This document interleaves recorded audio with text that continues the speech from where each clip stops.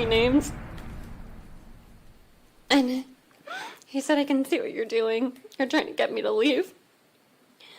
He said, I don't have to leave. I can stay and spend the night if I want to because I'm your husband. Doug was standing in the doorway. His face was red.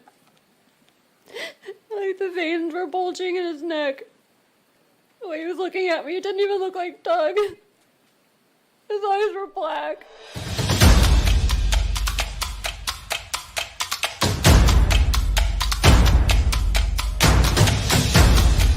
You are listening to the Roberta Glass True Crime Report, putting the true back in true crime.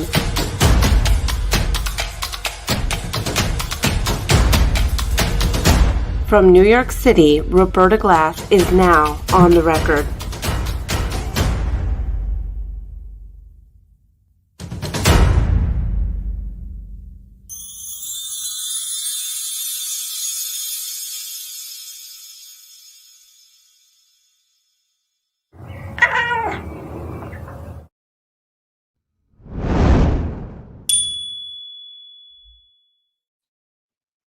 Okay.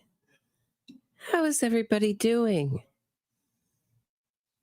We're going to look at Ashley Benefield's testimony today in her second-degree murder trial of Doug Benefield. I know I've gotten a lot of requests to look at this.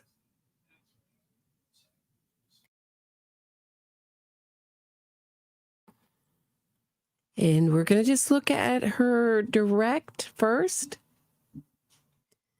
And then maybe if we have some time, or maybe we'll see if we can look at her cross. It's awfully drawn out. I know that this has divided true crime fans.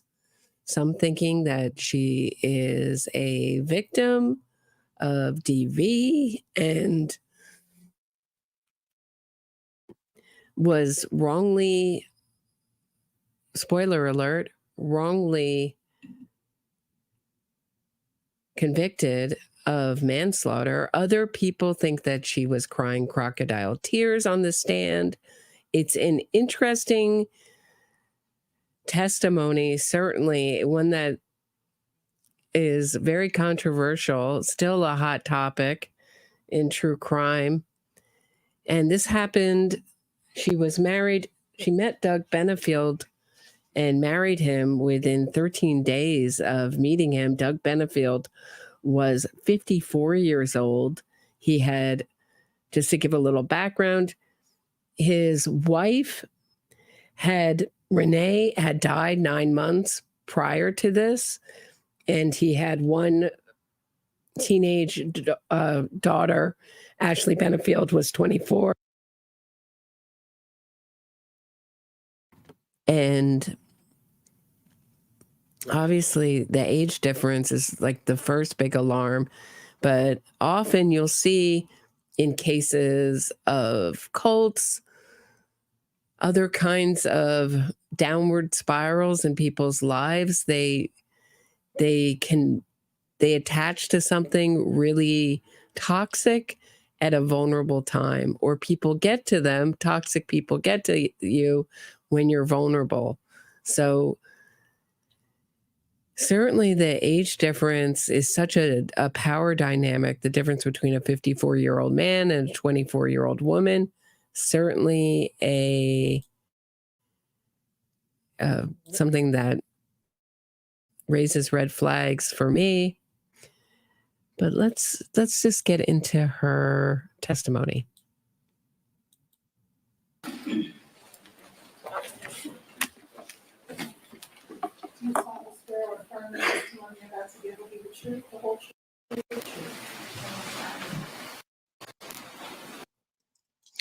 There's some like little glitches in this video, so bear with me.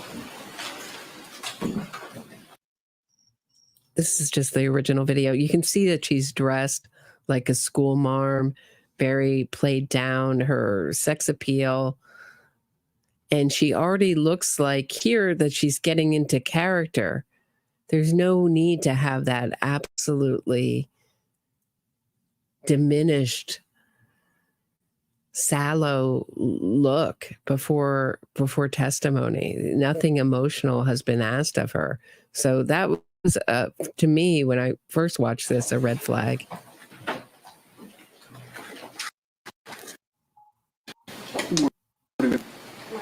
As you've heard me tell other witnesses, just make yourself comfortable in that chair. Get about 12 to 15 inches from the microphone. It does adjust up, down, left to right. And if you speak in a loud, clear voice, the electronics will pick up everything. Okay. Mr. Taylor. Good morning. Will you tell us your full name and spell your last name, please? Ashley Christina Benefield, Benefield. How are you feeling this morning, Ashley? Nervous. She doesn't look nervous. She looks like she's trying to pretend to be or is emotionally devastated. That, to me, that's not nerves. That's not a nerve look. That's sad and beaten down and withdrawn. Thanks, Dean Walker. Nice to see you. These are kind of, really appreciate your super chats on smaller episodes like this. Really keeps the channel going. Appreciate it. All right. Try best you can to relax and we'll get through this. Okay. Tell us a little bit, Ashley, about where you were born and raised. I was born in Corpus Christi, Texas, and I grew up in Annapolis, Maryland. What type of family values were instilled in you? Overruled. I believe in the importance of kindness and compassion, and hard work, accountability. Interesting. So just all the good American values, hard work, but she leads with empathy, meaning I'm not the type of person who would kill my husband. So just to give a little background, they had a separation where she had a child that he didn't see for months and months and months. She tried to put restrictions. So really the motive for this murder put out by the prosecution, obviously accepted in some parts, I think entirely by the jury, is that she wanted sole control over the daughter they had together. And she went to the police saying that he had constantly this obsession with that he was going to poison her, poison the daughter, which is usually an act done by women. Interesting, kind of a paranoid obsession, maybe a bit of projection on her part. If she may have been thinking of killing him and she's thinking, well, he must be thinking the same, and brought this big box of tea to the police. They couldn't find anything, brought her hair, had her hair tested, all sorts of things.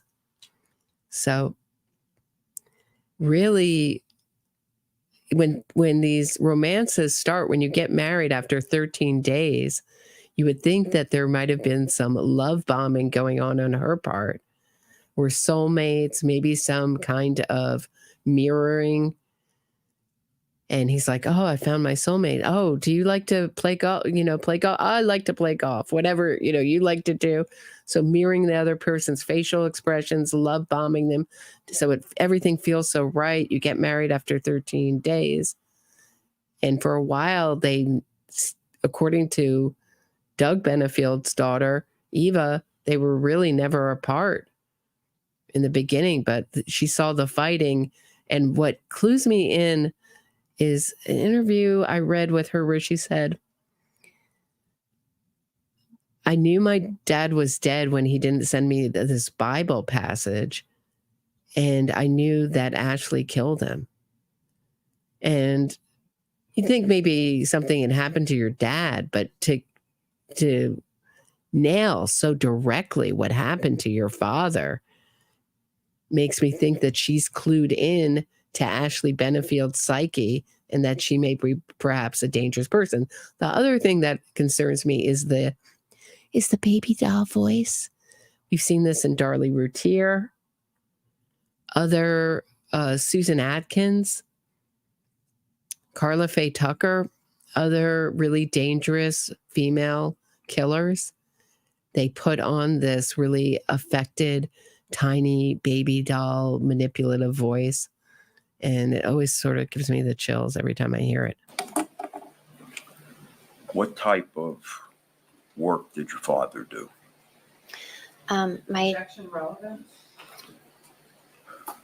I'll allow it. my dad was a Naval Academy graduate who was a Navy pilot, and then started flying privately for the airlines, which is what he still does.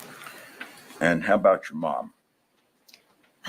When I was born, my parents decided that my mom would stay home to take care of me full time since my dad traveled so much. I want to ask you a few questions about your childhood. Did you have any siblings? I grew up an only child. Were your parents active in your development as a child? Yes, they were very active in my schooling and supportive of my pursuit of the arts. Hold on 1 second. I'm sorry. We need some headsets. Sorry. How many? Oh, I'm sorry. I apologize. I misunderstood. All right, Ms. Benefield, yeah, if you could scoot a little bit closer and speak up so the jury can hear you. Okay, I'm sorry. Do the best I you can. apologize. Go ahead, sir. Sure, do the best you can, Ashley. Okay. Yeah, what is this? She's just talking about her childhood and her mother, who she's very close with. So what is this?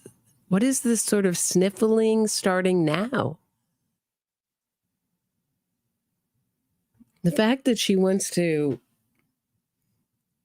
portray this sad, falling apart person before there's any real reason to fall apart is certainly a red flag for me in her testimony, and why I think so many people who watch this, not all of them, a good deal, she has her supporters certainly, feel that she was crying crocodile tears. Do you have any hobbies? And there don't seem to be any tears either. A lot of sniffling and not many tears. I love art. I like drawing, painting, sculpting, ballet. I enjoy gardening, baking, cooking. Most importantly, I'm a mom. What high school did you attend? So he's trying to humanize her for the jury.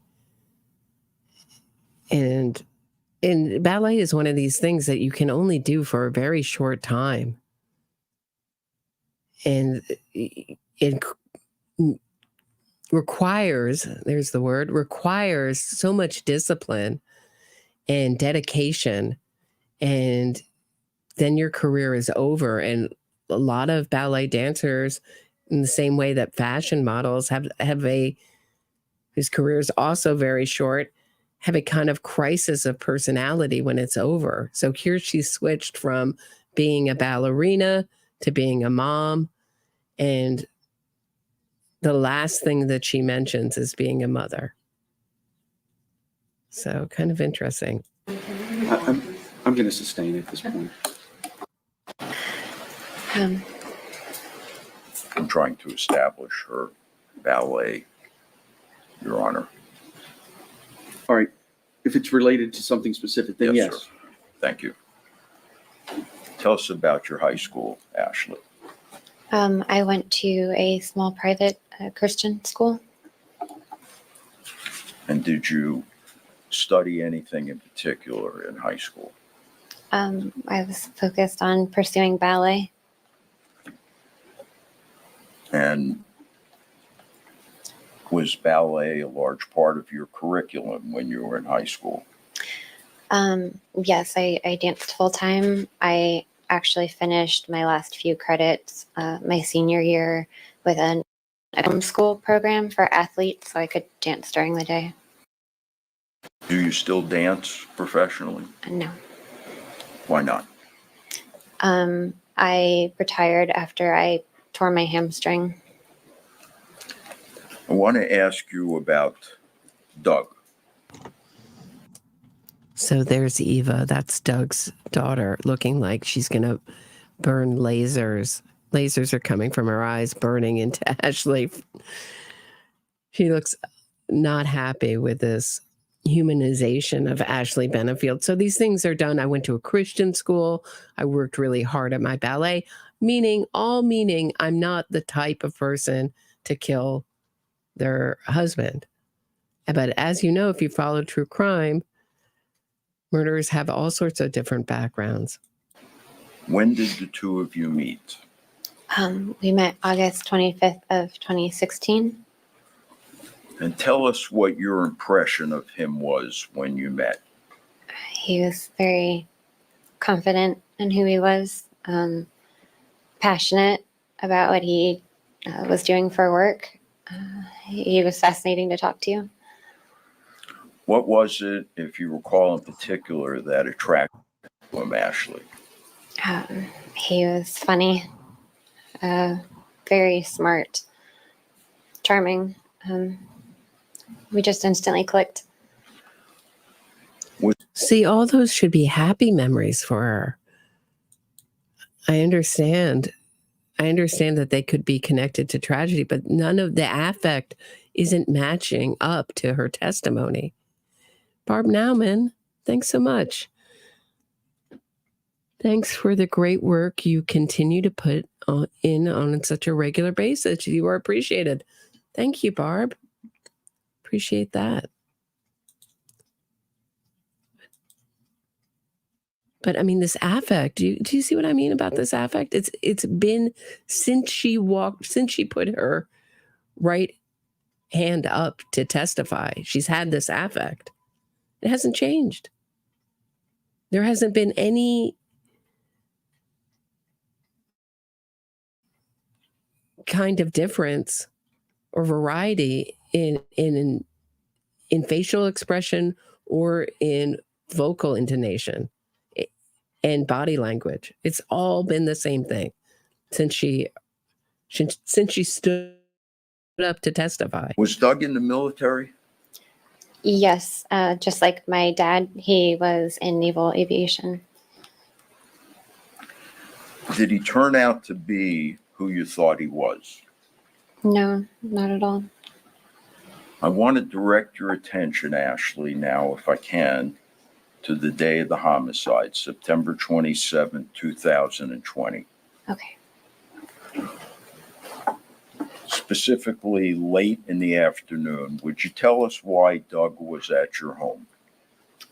He came over to help load some of the larger items that my mom and I had kind of pre-staged in the garage into the U-Haul truck. And were there any discussions between the two of you about the order that these things should be placed in the back of the truck? Yes, we had discussed that my things would be going in last, right at the front, so they would be easy to get out first. At one point, he had me help him load one of the larger pieces into the back of the U-Haul truck. And when I was up in the truck with him, I realized that everything had been all like mixed together and it was no longer separated. And I pointed that out to him, and he got really offended and upset. He said, "It shouldn't be your stuff, my stuff, your house, my house." Whereas Right. I mean, this is an only child syndrome, it sounds like to me. I wanted all my stuff so I could get at it right away. And when I saw some of it was like maybe mixed in with the other stuff. And he's like, look, it's all our stuff. So I've got to take his side on this. Like, lady, You're moving a whole house. And I really think that looking at the whole chronicle of the story, she accuses him of abuse. She accuses him of abusing her, poisoning the daughter, poisoning her, abusing the daughter. I mean, I believe that this whole ruse was a way to bring him back close to her to kill him. I don't think that this was ever supposed to be a reconciliation. I mean, before they can even get to the house and move in, she's killed him. So we're supposed to be upset with Doug because he didn't separate the stuff correctly. And I would think that as a ballerina, which is very perfectionistic career, this didn't help her pathological narcissism. So this kind of perfectionism that she developed as a skill in ballet, I think she already has internally, and it just exaggerated and built it. Is there a particular demand he made at that time? He said I needed to start acting like a wife. Tell us at that point how you chose to deal with him. I tried to change the subject. I could see how upset he was getting. So I wanted to kind of alleviate that. And how was Doug reacting to your efforts to do that? He was getting more upset and aggressive and threatening. Really? What did you notice how she never says how she tried to alleviate his anger? I wonder how she tried to alleviate his anger. Wouldn't that be interesting to know? Boy, that was skipped right through, right? Thanks, Spacey Dove, for the super sticker. Nice to see you. I'm not sure this is helping her. You know, sort of become a joke in true crime that you shouldn't have your client testify. But this is a good example. This did not help her. Although she does have her supporters, and she didn't get convicted of murder too, but according to the family in their interviews is that they never really were confident that they were ever going to get a murder two conviction. And they were very happy with manslaughter. She's facing 30 years. Do you attempt to avoid confrontation with him? Yes. What do? I was trying to get him to leave. I kept suggesting that maybe we should be done. Saying I was tired. We should just wrap it up for the day. And what was Doug's reaction to that? Wait, that was her alleviating? Okay, so kudos to them. They did say how she alleviated it. She said, maybe you should leave. I'm tired. Now, we'll get it done. Things will be better. It'll all work out. It's okay, Doug, about the order of things. I'll make it work. Those would be things I would think of saying. What about you guys? I'm so curious. How would you alleviate? Those wouldn't be the things I would have thought of. Hey, could you leave? I'm tired. Can you just get away from me? Can I take one of these guns that I like to carry around with me at all times and shoot you? Many people feel that she really wanted to just raise this daughter with her mother. They sound very enmeshed. That effort. He heard me, but he completely disregarded what I was saying. Ashley, would you tell us if there came a time shortly thereafter where there was physical contact between the two of you? Yes. Tell us about it. We were in the living room, and as he came up to me, instead of walking past me, he walked right into me, like a body check. He bumped me. His shoulder to your shoulder? Yes. And describe for us, if you can, the force of the bump. It caught me off guard. I almost fell. I stumbled. How was he acting at that point? He was clearly hostile.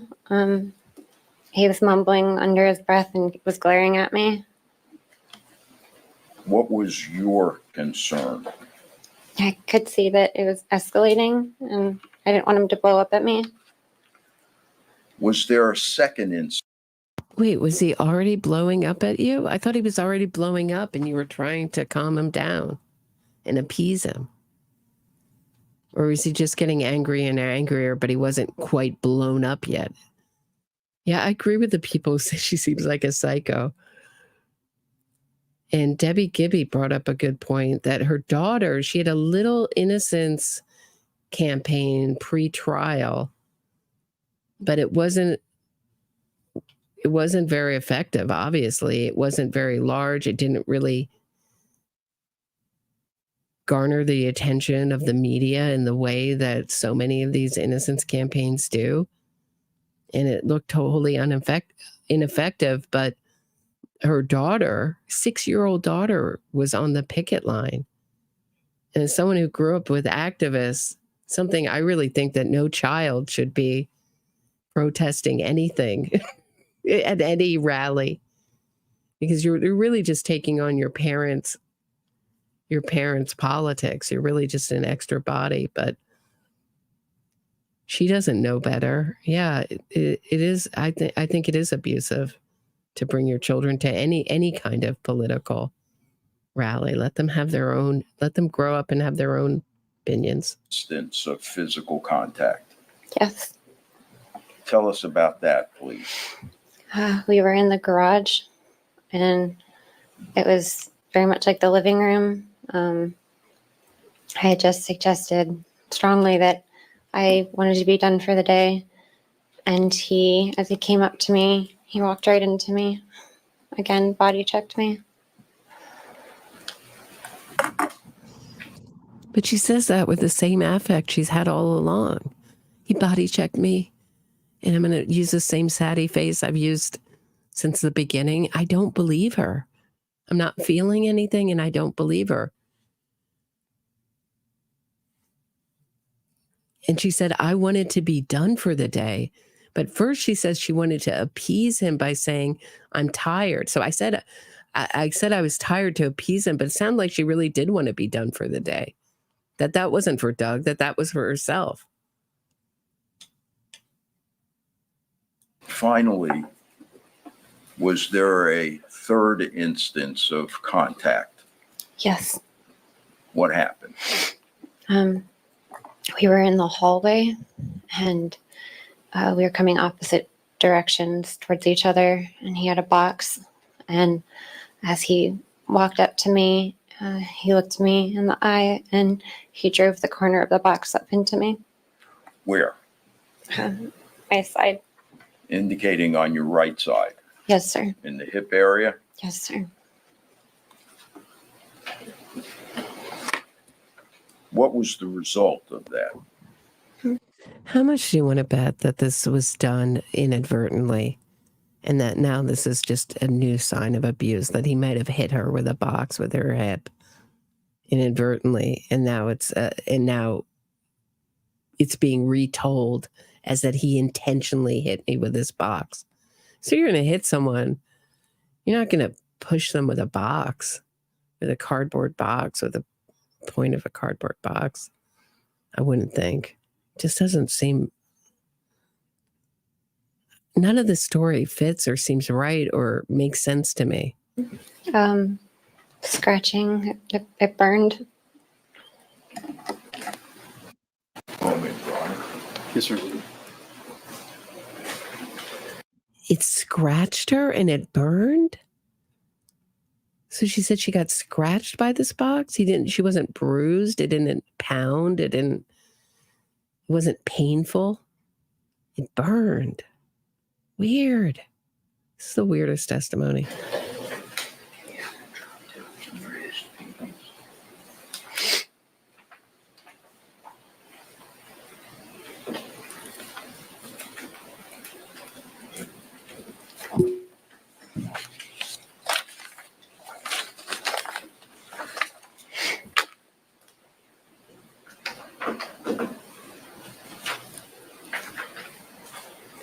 Ashley, I'm going to hand you what's been marked as defense exhibit numbers 8, 9, and 10.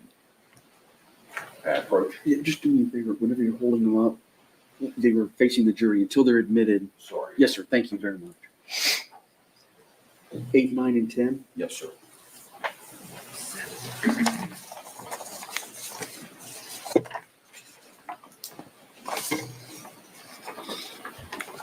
Will you tell us what Exhibit 8 represents, Ashley? It says scratch right here. And was that scratch caused by the cardboard box that you just related? Yes, sir. When was that photograph taken? The night of September 27th, 2020 at the sheriff's office. Okay, and how about Exhibit number 9? Also scratches on my side. From the same incident? Yes, sir. Also taken that evening at the sheriff's office? Yes, sir. Okay, and Exhibit 10? The same scratches as in 9. They're just, it's a close-up. Do these photographs, Ashley, truly and accurately reflect the scratches and bruises you received on late that afternoon on September 27, 2020? Yes. Do they accurately reflect how the scratches looked when they were fresh? Yes. Thank you. I move respectfully, Your Honor, defense exhibits 8, 9, and 10 into evidence. Any objection? No. They'll be received.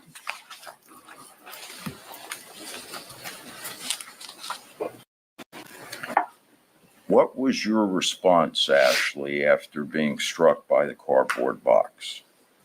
I apologized. Why would you have apologized? Because I could see how upset he was, and I didn't want him to get more mad at me. Oh, I don't believe her. A scratch? A scratch? That's the best she could come up with? Doug go after that incident? He continued to the garage with the box. And what happens at that point? We started getting into a back and forth about being done for the day and what still needed to be packed and that I wanted to be done. And we ended up in our daughter's bedroom and he started screaming at me. He said, "Shut the fuck up." He started calling me names. And he said, "I can see what you're doing. You're trying to get me to leave." Wait, out of the blue, they say we're done for the day. Strangely, she wants to be done for the day, and he agrees that they're done for the day. So he does what she wants, and then he starts insulting her and screaming at her. How much do you want to bet that he was like, "Look, how are we going to move in time if we're on this schedule?" How much do you want to bet it would be something like along that line? But all out of the blue, he's just... Let's see if she goes into more detail and makes more sense. Maybe it'll make more sense. Maybe I'm stopping it too early. Maybe it'll make more sense as she He said, goes "I don't have to leave. I can stay and spend the night if I want to because I'm your husband."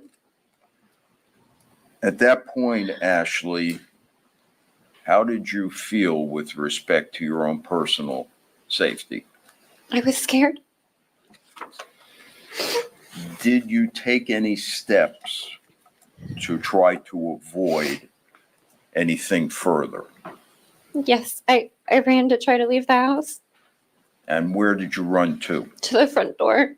Did you make it? No, Tell us what happened. he stopped me. He How? grabbed me by the hand and he yanked me back. I'm not really sure how he did it, but he spun around so he was in front of me, between me and the door. So He said, I'm sorry, go ahead. "Where the fuck do you think you're going?" What was your response? Do you specifically recall? Tell us. I just blurted it out. I said, I'm done and you need to leave now. What was Doug's reaction to that command to leave now? He said, you can't fucking leave me. Then what happens? He hit me on the side of the head.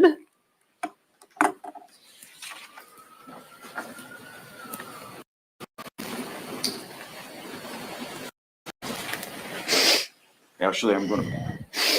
It's been marked as defendant's exhibit number 7.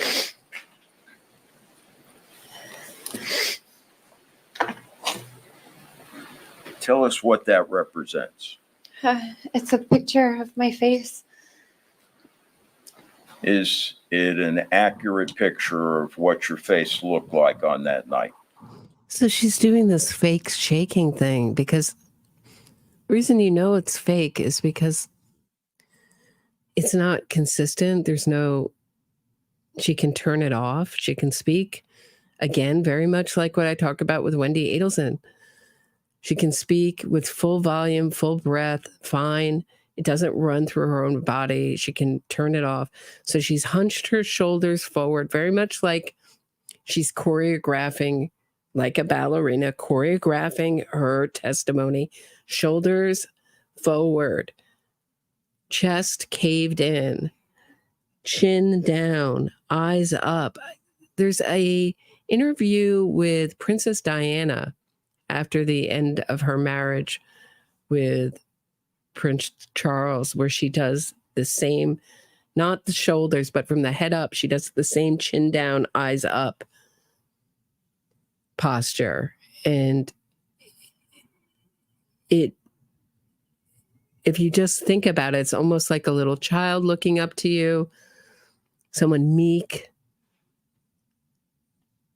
This is some nonsense testimony. That's how I'm feeling watching it. I'm just not believing it. I'm not feeling it.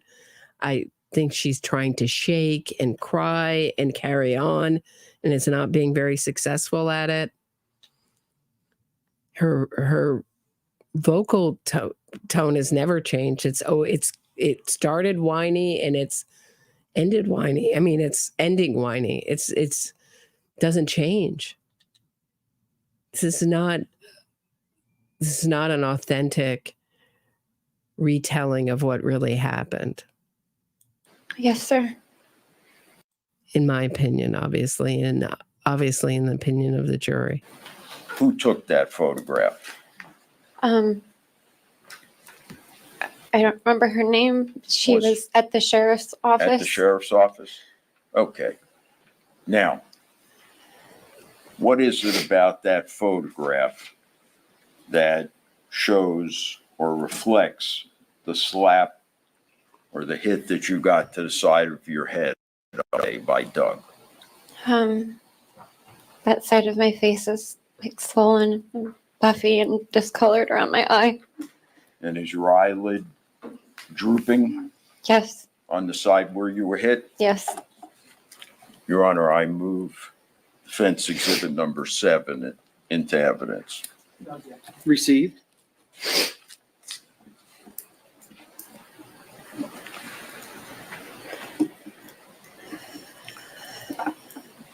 What was different at that moment, Ashley, than at any time in your prior relationship with Doug? He had never actually hit me before. What did you do? I ran Where? to my room Why? because I was scared.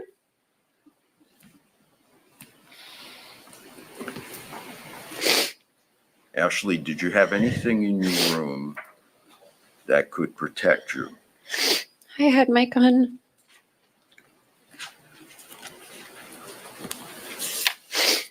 Did you grab the gun? Yes. As you're grabbing the gun, what, if anything, did you hear? I heard the door hitting the doorstop. As if it is open? Yes. And what do you see, Ashley, when you look up? Doug was standing in the doorway. His face was red. Like the veins were bulging in his neck. The way he was looking at me, it didn't even look like Doug. His eyes were...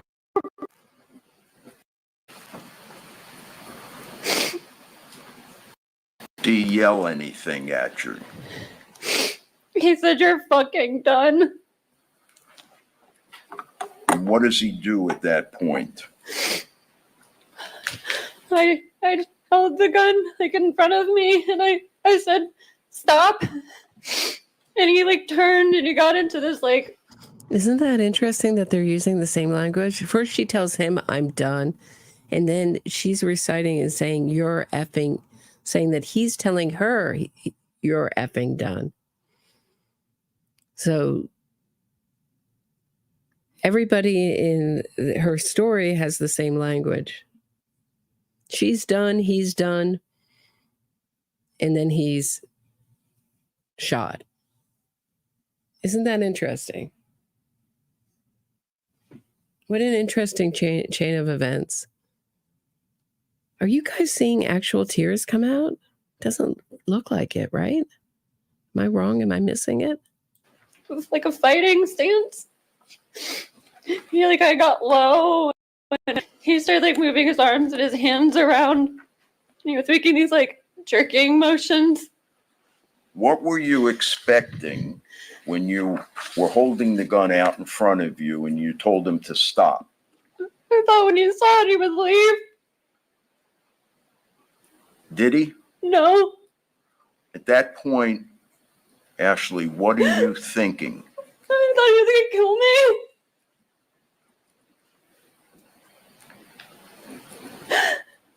Tell us what happens next.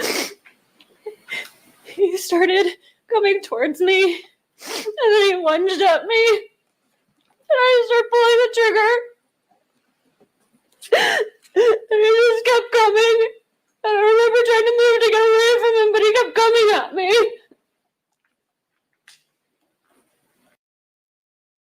So she's doing the shaky thing, and she's going to do the high voice, the high crying voice.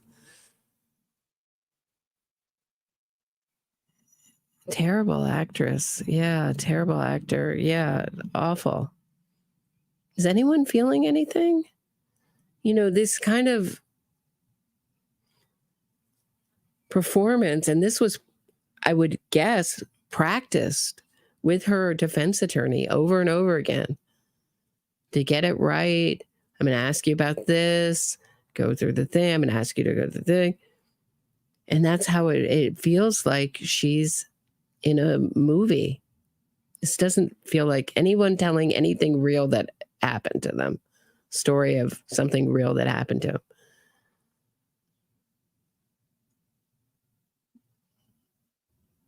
I think most likely she's a very narcissistic, dangerous person.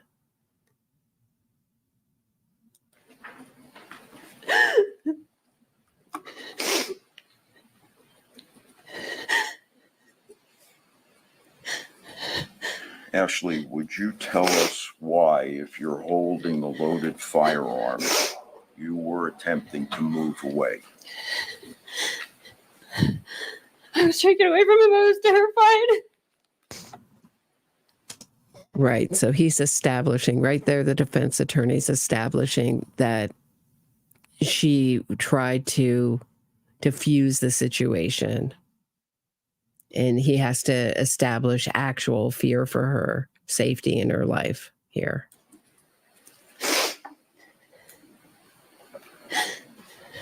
All right. So you're firing. He keeps advancing. What happens next? It was like his feet slipped out from under him and his legs went up in the air.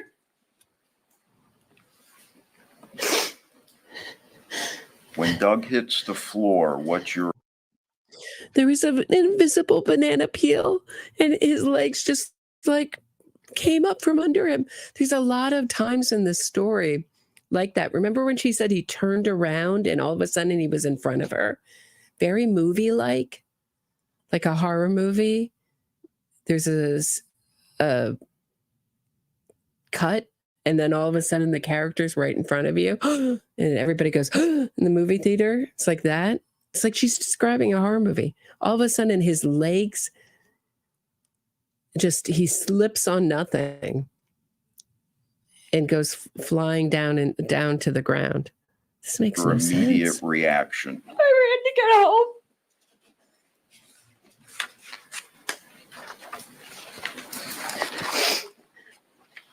Can you tell us how many shots you fired?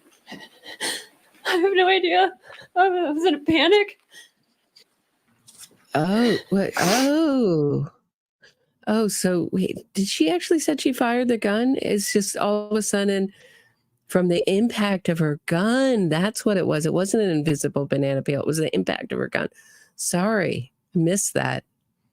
But because she's so in fear, she doesn't even realize she fired. Oh, how stupid I am.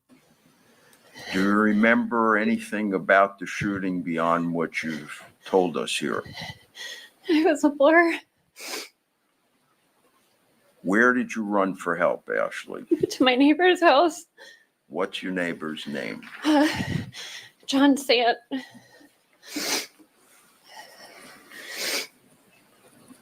Ashley, I have to ask you a couple of very difficult questions. You okay? Yeah, sorry. Ashley, tell the ladies and gentlemen of the jury. See, I'm going to say sorry all the time because that's what I hear that women who've been beaten do. So sorry that someone doesn't have headphones, that I'm not talking loud enough. Remember that? Did you hear that early in her testimony? Some juror couldn't hear her, and they told her she had to speak louder, and she said, sorry, yeah, sorry. I'm so meek and beaten down. Oh. Yeah, she kind of skipped over the part where she fired the gun. Her finger put the pistol. Maybe she had the same kind of magical gun as Alec Baldwin that fires on its own. Maybe it's going around. Maybe it's like a virus. It's going around. Why you shot, Doug? I was scared to death. I thought he was going to kill me. There was nowhere to go. I was trapped in my own house. He wouldn't let me leave.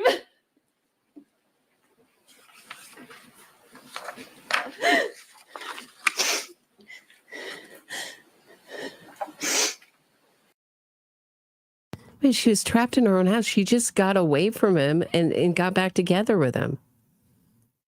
And they're supposed to be moving together. At some point, you have to say, if he's so terrible, why didn't you just move away? Sounded like he was funding her ballet company, doing everything to make her happy. And apparently, he shot, at one time he got so angry, he shot a bullet through the ceiling and said it was the dumbest thing he ever did. So he's not a perfect person by any accounts. But for this supervillain she's trying to make him, I don't see it. As you sit here today, Ashley, how do you feel about what happened? Horrible. He's my child. So I'm going to have to explain it all to her. Judge, I wonder, could we have a minute? Right. So he's the father of my child. Someday I'm going to have to explain it all to her. Well, she's facing 30 years in prison. Like I said, that's the maximum she can get. She did get manslaughter. She didn't get second-degree murder. But this is Florida, where they still have real sentences, and their justice system, by all accounts, is still pretty tough and together. So I just don't believe it.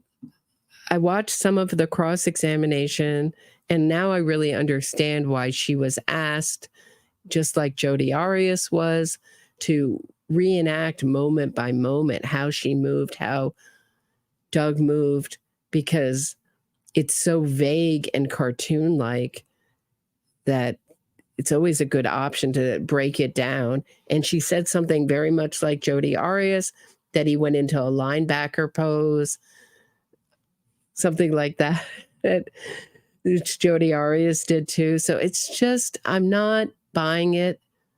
And I think that I think that Doug Benefield's daughter was correct when she apologized to all the women who are DV victims for Ashley Benefield, that this was not a advancement of understanding or of this element when it's abused like this as a defense. And I'm surprised she didn't go the way of saying that she was having some kind of mental breakdown, thinking she was poisoned. Maybe that would have been a better way to go. Certainly there's proof of that, saying that